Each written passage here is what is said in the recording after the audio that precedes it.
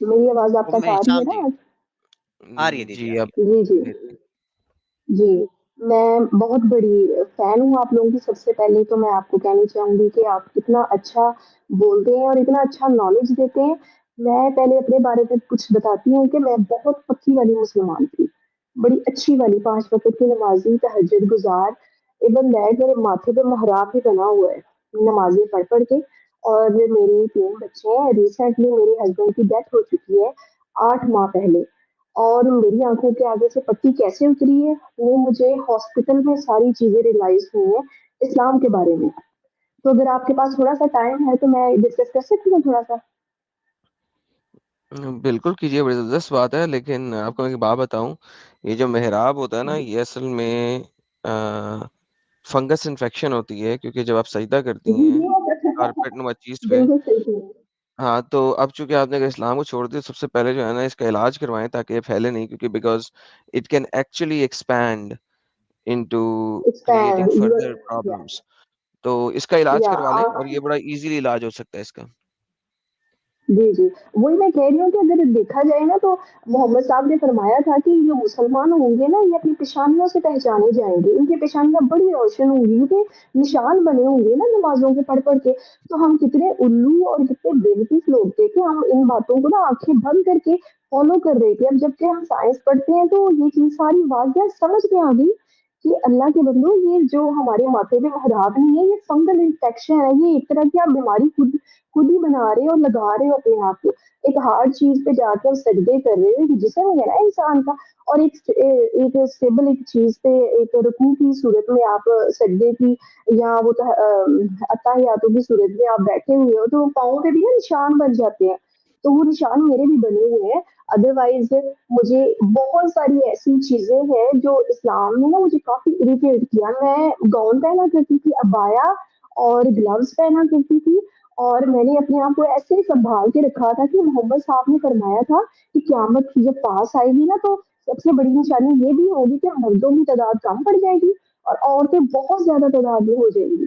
تو مجھے یہ اس چیز کا بڑا خطرہ ہوتا تھا کہ ہاں محمد صاحب نے کہا ایسا ہی ہونے والا ہے. ہر آئے روز تو دیکھو یار اس کے ہاں بھی بیٹی پیدا ہو گئی، اس کے ہاں بھی بیٹے تو بہت کم پیدا ہو رہے ہیں. تو اس کے پیچھے کیا لاجک تھی ان کی مجھے سمجھ نہیں آئی. کیونکہ آپ دیکھیں ہمیں کوئی ویلیو ہی نہیں ہے، ہماری کوئی اوقات ہی نہیں ہے. ابھی قرآن میں دیکھا جائے تو ہمیں آدھا حصہ یعنی کہ نا بیٹی کا آدھا حصہ ہے، بیٹوں کا پورا حصہ ہے. اور ہماری گواہی آدھی ہے، مردوں کی پوری ہے. اور محمد صاحب نے فرمایا ہے کہ جب جی کسی کے شوہر کا انتقال ہو جاتا ہے، وہ فوت ہو جاتا ہے نا تو اس کی جو بیوہ ہے نا اس کی وائف اس کا 8واں حصہ بنتا ہے. تو میں بڑی نا پکی والی مسلمان، میں کہتی آنکھیں بند کر کے ہر چیز پہ میں نے نا یہ کیا اعتماد کیا. اور پھر اس کے بعد آہستہ آہستہ نا میری آنکھوں سے پٹی تب کھلی جب میں نے حدیث پڑھی ہے صحیح بخاری کی، مسلم بخاری کی، مسلم کی ساری جلد نمبر 1، جلد نمبر 2، جلد نمبر 3. تو میں نے نا دیکھا کہ ہمارے جو مذہبی پیشوا ہے نا یہ مولوی حضرات ہیں، یہ محمد صاحب کو بڑا پیارا، بڑا خوبصورت، بڑا ایک اعلیٰ نمونہ بنا کے نا ہمارے سامنے پیش کر رہے ہیں. اور اس کے برعکس جو بری والی ان کی باتیں ہیں نا وہ ہم سے بالکل ہی دور رکھی جاتی ہیں. تو میں نے جب اس چیز کو اسٹڈی کیا میرے سامنے بہت سی چیزیں کھل کے سامنے آئی. اب قیامت کے حوالے سے آپ دیکھا جائے کہ مرد کو ویسے بھی الاؤ کیا ہوا ہے جی، انہوں نے کہ 4 شادیاں آپ کر سکتے ہیں. تو عورت یعنی کہ قیامت کے قریب جب جانا ہے تو عورتوں کی تعداد بہت زیادہ ہو جانی ہے. تو مرد ختم ہوتے ہوتے بالکل ہی تھوڑے سے رہ جانے ہیں تو مرد کو اجازت ہو رہی ہے کہ جتنے چاہے عورتیں اپنے نکاح میں لے سکتا ہے. جیسے کہ محمد صاحب نے بھی ایسے کر رکھا تھا نا، 11 شادیاں تو انہوں نے کی ہوئی تھی نا. اور باقی وہ جو لونڈیاں تھیں اور نوکرانیاں تھیں 37-38 وہ علیحدہ سے تھی. وہ تو ان کی رکھے ہی ایک طرح کے لگا لینا جی. وہ یعنی کہ ان کے ساتھ بھی ان کے فزیکل ریلیشن تھے. اب ان کی کیا حقیقت تھی، کیا ان کی سوچ تھی اس بندے کی جس نے اسلام جو لے کے آیا باقی مذاہب میں سے چیزیں نکال کے اس بندے نے قرآن میں ڈال دی.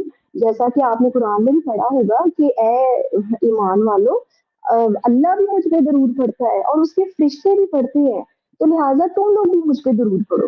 اب دیکھو کہ ایک ہے تو بندہ ہی نا، تجھے تو بنانے والے نے بنایا نا، ہماری طرح کا بندہ ہے، کھاتا پیتا ہے اور بول رہا سب کچھ کرتا ہے نا. تو عورتیں بھی ہیں، بچے بھی پیدا کیے ہیں تم نے. तू अपने आप को अल्लाह के बराबर कैसे लेके आ सकता है? उस क्रिएटर के बराबर तू कैसे लेके आ सकता है खुद को? तू भी तो एक आम आदमी है ना। और जैसे कि हमारे इधर मजहबी पेशवा बताते हैं जी, जो बड़ा खूबसूरत एक आदमी है और उसके पसीने से भी गुलाब की खुशबू आती है। यार जितनी भी आप नमाजें पढ़ लो, जितनी तहज्जुदें पढ़ लो, जितने पाक साफ रह लो, आपके पसीने से कभी गुलाबों की खुशबू तो नहीं आने वाली है। वो कैसे कुदरत अपना निजाम कभी चेंज नहीं करती। मुझे आपके नाम तो मालूम नहीं है, एडम सीकर को एडम सीकर को देख के मैं बस ना थोड़ी तावली होगी, मैंने कहा मुझे उनसे बात करनी है जाके। तो मैंने वो चीजें रियलाइज की इस्लाम में कि हम जैसे सारे इंसान है ना, हमारे जैसा ही वो भी एक आम बंदा था, उसने चलो थोड़ा सा हमें ये नॉलेज दे दिया होगा कि एक अल्लाह की इबादत करो, बाकी बुतों को छोड़ दो। लेकिन फिर उस खुद को कैसे उसने बराबर कर लिया उस क्रिएटर के जिसने सारा कुछ बनाया है। ये तो एक बंदा एक मक्खी भी नहीं बना सकता था, और ये इतना कुछ छोड़ गया है। और सबसे बड़ी बात तो औरतों को बहुत बुरे तरीके से डिग्रेड करके गया है, जिससे मैं फेड अप हुई हूँ। मुझे कोई नहीं नजर आया इस्लाम में, कोई भलाई नहीं नजर आई अपने लिए। हाँ, मैं दबा के रखता है आपको ना, पंजों के नीचे दबाया हुआ है, मर्द को आजादी दी हुई है, औरतों को उसने अपने पंजों के नीचे गाड़ के रखा हुआ है। उसको इजाजत नहीं है यार कि अगर उसका मूड नहीं है ना अपने हस्बैंड के साथ मीटिंग का, तो उसको इजाजत नहीं है ना करने की, क्योंकि फरिश्ते उस पर लानतें कर रहे होते हैं कि हाँ तेरी इतनी औकात की तो अपने शौहर को ना करेगी। उसके ऊपर फरिश्ते लानतें करते हैं बकौल मोहम्मद। मोहम्मद के कहने के मुताबिक औरतों पे लानतें होती हैं, और फरिश्तों की जो ना बोल देती है सेक्स का अपने मर्द को। यार हम लोग भी इंसान हैं, हम हमारे अंदर भी जान है। हमें भी बनाने वाले ने बड़ी प्यार से बनाया हुआ है। इनफैक्ट हम तो बड़े क्या कहते हैं फ्लेक्सिबल सी हैं। हमारे अंदर से तो मर्द निकले हुए हैं ना, बाकी मर्द को इतनी अकल है, इतनी समझ है, इतनी बूझ है, तो वो औरत से ही क्यों पैदा हो रहा है? तो मर्द से मर्द क्यों नहीं पैदा हो जाता है जी? हाँ, कि एक कुदरत का निजाम है ना, कहते हैं ना जी कि जो मर्द है वो आदम अलैहिस्सलाम था ना, तो वो हवा बनाएगी उसके दिल बहलाने के लिए। जन्नत में भी दिल नहीं लग रहा था जी मर्द का, मोहम्मद साहब ने फरमाया। तो फिर आंख लगी आदम की, तो फिर अल्लाह ने कहा कि मेरा बंदा तो जन्नत में आके भी बहुत ज्यादा परेशान है, तो क्यों ना इसका दिल लगाने के लिए, इसका दिल लुभाने के लिए कोई और शाहकार बनाया जाए। तो उसने ना तस्लीम से हवा को पैदा फरमा दिया था। तो जी ये टेढ़ी है, तो इसको सीधी करने की कोशिश करोगे तो ये टूट जाएगी, तो लिहाजा इसे ऐसे ही गुजारा करो। मोहम्मद साहब ने ये बातें फरमाई ना। तो वो जो 1400 साल पुरानी बातें चली आ रही है ना हमारे मर्दों के जहन में, मुसलमान मुसलमान मर्दों के जहन से, की बात निकलती नहीं थी, किसी सूरत भी नहीं निकली, और ना ही कभी निकलेगी, कि औरत टेढ़ी पसली से बनी है, लिहाजा इसको अकल भी कम है, इसको शऊर भी कम है, ये बनी भी पसली से हुई है, तो इसको इसको किसी फैसले में भी नहीं लेना। ये जो भी बात कहेगी हमेशा नुकसान वाली कहेगी। ऐसी सोच दे के गया है वो बंदा इधर मर्दों को हमारे बारे में।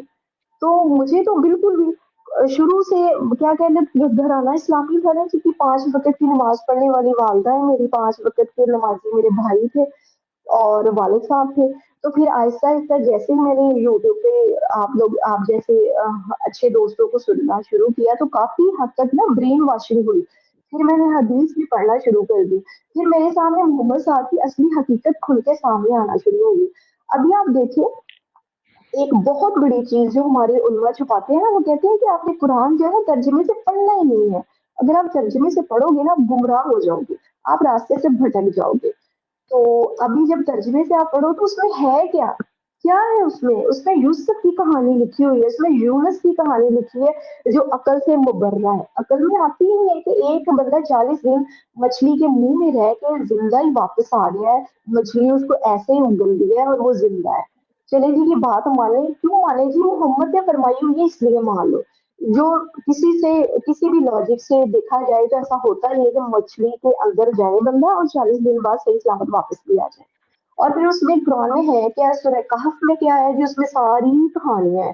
फिर उसमें बताया गया है कि पुराने लोग कहा करती थी, कुरान में है क्या, ये तो कहानियां ही है।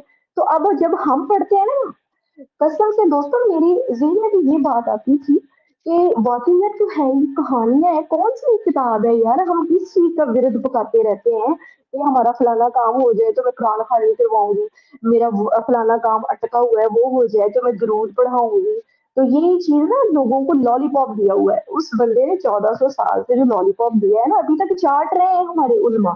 اور ہمیں بھی نا اسلام کا نا پازیٹیو پہلو دکھایا جاتا ہے, نیگیٹو بالکل نہیں دکھایا جاتا.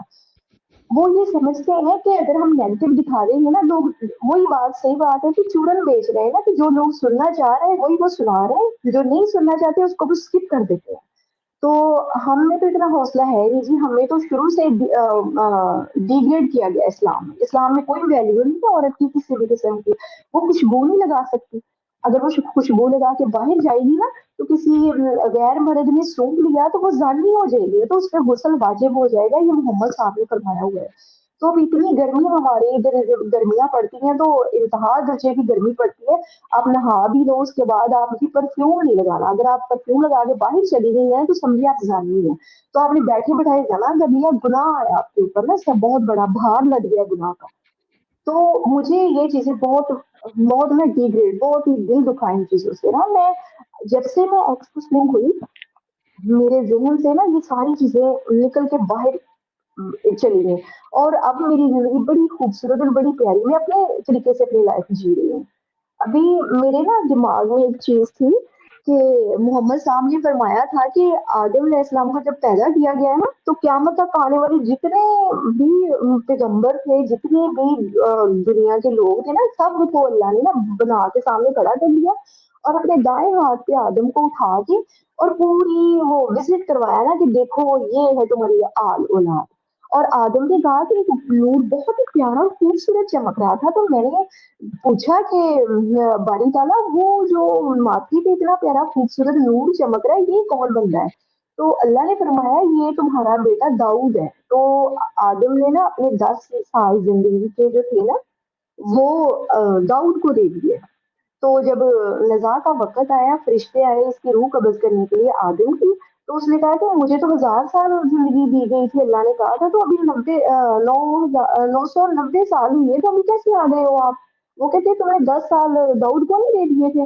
تو ایسے ہی ہاسپٹل میں نا جب وینٹیلیٹر پہ میرے ہسبینڈ تھے نا تو میرے ذہن میں بار بار وہی حدیث ریپیٹ ہو کہ محمد نے کہا تھا, تو یہ بات سچ ہے, سچ ہے یہ بات. میں نے بھی اپنے دل میں نا اللہ کو حاضر ناظر جان کے نا میں نے کہا میں اپنی زندگی کے 10 سال اپنے پیارے شوہر کو دیتی ہوں, اس کو زندہ رکھ میرے سامنے, مجھے بہت ضرورت ہے, مجھے بہت پیارا ہے اپنا شوہر.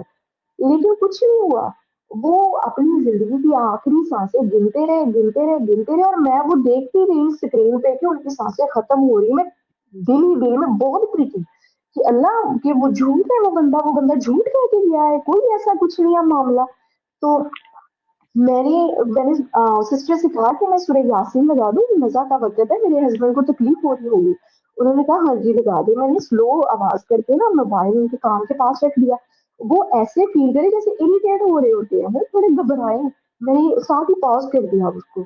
اب میری دماغ میں 100 سوال اٹھ رہے تھے. میں کہہ رہی تھی کیا ہے, میں کس ٹریک کو پکڑ کے بیٹھی ہوئی ہوں, یہ کچھ بھی نہیں ہے, کوئی حقیقت نہیں ہے. یہ انہوں نے خود ساختہ اسلام ہے, خود ساختہ کتاب قرآن ہے. یہ محمد کا کوئی وجود ہے بھی کہ نہیں ہے, یہ بھی مجھے جھوٹ لگتا ہے جی. اب حدیثیں کچھ ایسی ہیں ولگر سی اس بندے کے بارے میں کہ اگر میں ادھر بیان کروں گی تو آپ کا پروگرام کافی لمبا ہو جائے گا اس سلسلے میں. تو میں نے سوچا کہ میں اپنی دل کی بڑاس نکال کے آتی ہوں, کیونکہ سب فیک ہے, سب جھوٹ ہے, بیکار باتیں ہیں. آپ کی اپنی لائف ہے, اچھے طریقے سے جیو, بس اپنی انسانیت زندہ رکھو کہ کسی کو دکھ نہ پہنچے آپ کی وجہ سے. بس یہ ہے, یہ انسانیت ہی سب سے بڑا دین ہے, باقی نہ کوئی اور دین نہیں ہے میری نظر میں. میں نے جو اب فالو کیا ہے انسانیت کو فالو کیا ہے, سب کچھ چھوڑ دیا ہوا ہے. جی فرینڈز آپ بول ہی جی نہیں, بالکل بھی میں میں بول چکی ہوں. کیونکہ آپ بریک نہیں لگا رہی تھی نا تو ہم کیا بولتے بیچ میں, تو میں سوچ رہا تھا کب آپ کی بریک لگے گی, لیکن آئی انڈرسٹینڈ ایک فرسٹریشن ہوتی ہے جو آپ نکالنا چاہ رہی تھیں, اینڈ جی آئی فلی انڈرسٹینڈ دیٹ. تو جو باتیں کہیں یاد ستیہ کہیں, ایکسیپٹ کہ آپ نے حدیث تھوڑی سی غلط بیان کی تھی. اس نے اپنی کچھ عمر موسیٰ کو دی تھی, اور پھر 40 سال ہاں داؤد جی کو دیے تھے, اور کچھ 40 سال موسیٰ کو دیے تھے, and so on and so forth. تو جی صرف 10 سال کی بات نہیں ہے, اور حدیث کافی لمبی ہے. اس نے کافی نبیوں میں اپنی جی زندگی کے سال بانٹے تھے. تو جو عمر فرشتہ آیا بانٹی تھا وہ تھی. تقریباً تقریباً کوئی 400 سال پہلے ہی آ گیا تھا وغیرہ وغیرہ. تو اس طرح کی ایک بڑی بکواس لمبی سی حدیث ہے, لیکن وہ صرف 10 سال نہیں ہے. تو اس سے پہلے کہ لوگ جو سنیں وہ بعد میں آپ کو طنز کریں کہ جی ان کو کچھ پتا نہیں ہے, میں پہلے بتا دوں یار یہ بہت چھوٹی چھوٹی چیزیں ہیں جن کے اوپر ہمارے جو نان مسلمز ہوتے ہیں نا وہ کرتے یہ ہیں کہ وہ میجر پوائنٹس کو اگنور کر دیتے ہیں, اور جو انتہائی چھوٹا سا پوائنٹ ہوتا ہے نا اسے پکڑ کے اس کے اوپر بکواس کرتے ہیں. بہرحال آئی انڈرسٹینڈ یور فرسٹریشن, اور جس کے ساتھ میں باتیں کی آئی فلی انڈرسٹینڈ کہ آپ کس اینگل سے آئی ہیں اور کس اینگل سے آپ نے اسلام کو چھوڑا ہے. تو بہت بہت زبردست کہ آپ نے فائنلی اسلام کو خیر آباد کیا. اور دوسری بات رہی کہ عورت کا مقام ان اسلام, اور تو اس کے لیے تو میں نے کئی دفعہ ویڈیوز بنائی ہیں کہ ویسٹرن ورلڈ میں اس وقت ایک جو گھر میں رہنے والی کتیا ہے, اگر آپ مارکیٹ سے فیمیل ڈاگ کو خرید کے لاتے ہیں اپنے گھر ایز اے پیٹ رکھنے کے لیے, تو اسلام میں جو فیمیل ہے اس کی اوقات اس کتیا سے کم ہے جو آپ مارکیٹ سے خرید کے لائیں گے اپنے گھر میں ایز اے پیٹ رکھنے کے لیے. کوئی اس کا and I'm sorry to use this word, لیکن اصل میں ڈکشنری ورڈ ہے یہ. ایون BITCH بھی ایک ڈکشنری ورڈ ہے, فیمیل کی, فیمیل آف دا ڈاگ کو BITCH کہا جاتا ہے. ہمارے یہاں پہ سوسائٹی میں اس لفظ کو بڑا برا لفظ سمجھا جاتا ہے اور ہمیشہ گالی کے رمزے میں لیا جاتا ہے, but in reality female dog کو BITCH ہی کہا جاتا ہے. تو at the end of day کہنے کا مقصد یہ ہے کہ یہ ایک بڑی مسلم حقیقت ہے اور اس سے انکار نہیں کیا جا سکتا. دا اونلی تھنگ جس پہ یہ لوگ پراؤڈ کرتے ہیں وہ یہ کہتے ہیں جی ہم نے فیمیل کو انہیریٹنس کا رائٹ دیا ہے. اچھا, یہ جو پراؤڈ کیا جاتا ہے یہ بھی ایک انتہائی اسٹوپڈ پراؤڈنس ہے, کیونکہ اگر دیکھا جائے تو ان سے بہت پہلے یہ رائٹ یہودیوں نے دیا ہوا تھا فیمیل کو انہیریٹنس کا, کیونکہ ہم اس علاقے کی بات کرتے ہیں جس علاقے میں محمد تھا, تو ہم اسی علاقے کی بات کریں گے, ہم کسی اور علاقے کی بات نہیں کریں گے. اور وہاں پہ یہی رائٹ ختیجہ کے پاس بھی تھا, تبھی اپنے 2 خاوندوں کے مرنے کے باوجود وہ اپنے خاوندوں کی انہیریٹڈ منی کا بزنس چلا رہی تھی اور اپنے باپ کے پیسوں کا بزنس چلا رہی تھی. تو eventually women had a lot of rights before Islam, اور وومن رائٹس کی تباہی اگر دیکھی جائے تو وہ ختیجہ کے مرنے کے بعد ہی کیا محمد نے. اس سے پہلے شادیاں بھی نہیں اس نے کی ڈھیر ساری, اس سے پہلے اس نے کوئی اور ہینکی پھینکی بھی نہیں کی, فیمیل سلیوز بھی نہیں بنائیں, سیکس وتھ سلیوز بھی نہیں کیا. آپ سے کیا ہے, بالکل صحیح کہہ رہے ہیں آپ, میں ایگری کرتی ہوں بالکل آپ کی بات سے. وومن کی انہیریٹنس کو بھی ریڈیوس اس نے نہیں کیا جب تک ختیجہ نہیں مری, اینڈ وومن کو پردہ بھی نہیں کروایا جب تک ختیجہ نہیں مری, اور وومن کو بری عورتیں بھی نہیں کہا جب تک ختیجہ نہیں مری. تو بیسیکلی اگر آپ محمد کی ہسٹری کو دیکھیں تو وومن کو ذلیل و خوار اس نے ختیجہ کے مرنے کے بعد کیا, کیونکہ ختیجہ اس کی شوگر ڈیڈی تھی, شوگر مامی تھی. تو چونکہ وہ اس کی شوگر مامی تھی تو اس کے ہوتے ہوتے تک وومن کے رائٹس بہت اچھے تھے اور وومن اچھے طریقے سے ہی رہ رہی تھی. The day she died, after some time, جب محمد کو ملٹیپل عورتوں سے شادی کرنے کی ہوئی, کیونکہ سعودہ تو ایک بوڑھی عورت تھی, اس نے شادی کی اپنے بچوں کو سنبھالنے کے لیے, فاطمہ کو وغیرہ کو سنبھالنے کے لیے, تو اب بوڑھی عورت سے تو اسے مزہ نہیں آ رہا تھا, so لہٰذا he married Aisha and so on and so forth, and then he kept on going. The whole idea was کہ محمد was driven by his fleshly desires, and that's it. Adam, میں اس چیز کو بہت اچھی طریقے سے فیل کر سکتی ہوں. میری 9 سال کی بیٹی ہے اور ایک 53 ایئرس کا کوئی بابا, کوئی بزرگ اٹھ کے کہے گا کہ میں آپ کی بیٹی سے شادی کرنا چاہتا ہوں, تو میں تو اس کا منہ توڑ کے رکھ دوں گی. میں کہوں گی تو ہوتا کون ہے میری بیٹی کے بارے میں ایسے بات کرنے والا. اب اس بندے کی سائیکی اور مینٹیلٹی کا لیول دیکھیں کہ اس کو کسی چیز میں مزہ آ نہیں رہا. اس نے خدیجہ کے جانے کے بعد اس کو جیسے نا اس کی لگامیں کھل گئی اس بندے کی, وہ کب سے بھرا بیٹھا تھا اور کب سے اس کے دل میں یہ بڑاس تھی کہ میں اس کے ساتھ بھی سیکس کروں، اس کے ساتھ بھی کروں، اس کے ساتھ بھی کروں. وہ پاگل آدمی تھا، سائیکو آدمی تھا، اس نے اپنی خواہشات دبا کے رکھی ہوئی تھی. ایون دیٹ اس نے 9 سال کی پیاری سی عائشہ کو بھی معاف نہیں کیا. اب اس کی مینٹالٹی کا اندازہ کریں، جس کو اتنا بڑا لیڈر بنا کے پورے امت مسلمہ میں ڈنڈورا پیٹا جاتا ہے، ان کا لیڈر دیکھیں کس کیٹیگری کا بندہ ہے. آپ تو یہ بات کہہ رہی ہیں کہ محمد نے جب ام حبیبہ کو دیکھا جو کہ عباس اس کے کزن کی بیٹی تھی، اور حدیثوں میں لکھا ہوا آتا ہے کہ وہ فاطم ایج میں تھی. فاطم ایج وہ ایج ہوتی ہے جس میں ابھی بچہ سالڈ فوڈ نہیں کھا سکتا. مینز 1 سال کا، 1.25 سال کا، 2 سال سے چھوٹا، 1.5 سال کا، سم تھنگ لائک دیٹ، جس وقت وہ سالڈ فوڈ پہ نہیں ہے. فاطم ایج مینس کہ ابھی وہ صرف ملک فوڈ پہ ہے، سالڈ فوڈ پہ نہیں ہے، کسی قسم کا سالڈ فوڈ نہیں کھا سکتا.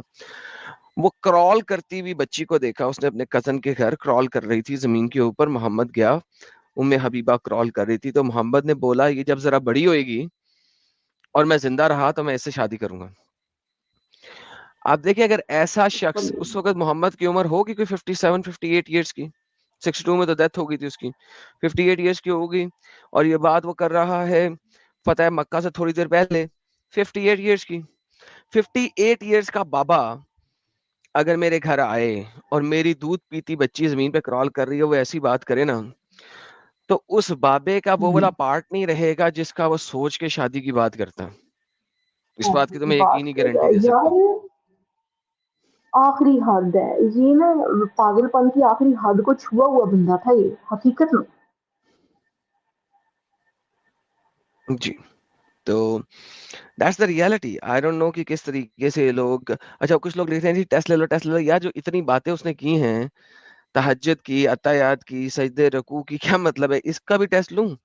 جو بی بی اتنا سارا کچھ بتا رہی ہے پہلے ہی آپ کو، یہ وہ لفظ ہیں جو آپ نان مسلموں کے منہ سے نہیں سن سکتے ہیں. It's not possible. اس کا بالکل کیا ٹیسٹ لوں میں؟ الفاظ سے تو یہ پتہ چل جاتا ہے ہم چلو لوگوں کو کون میں کون مومن ہے کون جو مومن لوگ نہیں ہے. جو لوگ لائف چیٹ میں بیٹھے ہیں، اصل میں ہم ان کو کہتے ہیں ٹیسٹ دو، اسپیشلی جو آ کے کلیم کرتے ہیں، لیکن ہمیں ان کے لہجے سے سمجھ نہیں لگتا کہ یار یہ بندہ جو ہے وہ مومن ہے، ہو سکتا ہے کہ نہیں ہو سکتا. تو جو بی بی نے آگے جو باتیں کی ہیں، اب میں اس سے کیا ٹیسٹ لوں؟ جو باتیں ہمیں پتا ہے کہ یار یہ نون مومن نہیں کر سکتا. تو آئی ڈونٹ نو جی، کیا کہنا چاہتی ہیں؟ ابھی میں ان کو میں ان کو رکھتے بھی بتا دیتی ہوں. میں ان کو کوئی صورت کہیں وہ بھی پڑھ کے سنا دیتی ہوں، کیونکہ میرا اسلام کے ساتھ لگاؤ بہت ہی پرانا تھا.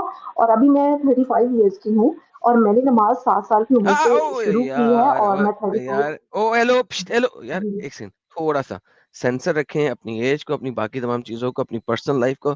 Do not give away hints of your personal life please. اس چینل پہ جتنے اوکے. اچھے لوگ بھی بیٹھے ہیں اتنے ہی برے لوگ بھی بیٹھے ہیں، وہ ہمیں سن رہے ہوتے ہیں، لائیو چیٹ میں بھی ہیں.